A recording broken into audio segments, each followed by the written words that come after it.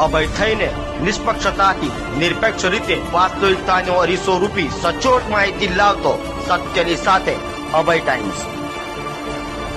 Champions trophy ઉજવણીમાં ભાગળમાં યુવકે police સાથે ગેરવર્તન કર્યું, હવે માફી માંગી।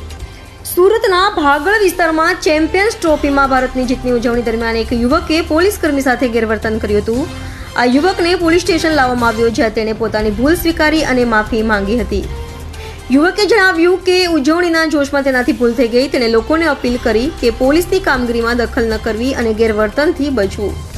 પોલીસે આ ઘટનાને ગંભીરતાથી લઈ યુવકને ચેતવણી આપી મુક્ત કર્યો। આ ઘટનાએ ઉજવણી દરમિયાન શિસ્ત જાળવવાનું મહત્વ રેખાંકિત કર્યું છે। સ્થાનિકોએ પણ પોલીસના સંયમની પ્રશંસા કરી, પરંતુ ભવિષ્યમાં આવી ઘટનાઓ ન બને તે માટે સાવચેતી રાખવા જણાવ્યું।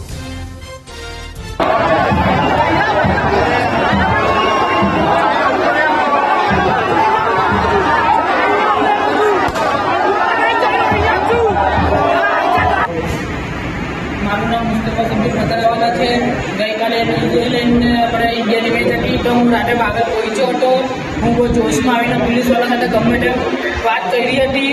એ મારા નાટક વધારે થઈ ગયા હતા જોશમાં આવીને, તો હું પોલીસવાળા માટે હું માફી માંગુ છું અને બધાને કહું છું ભાગળ પર આવવું હોય તો નાટક કરવું નહીં, અને નાટક કરવું હોય તો ભાગળ આવવું નહીં। હું બધા પોલીસવાળા પાસેથી માફી માંગુ છું।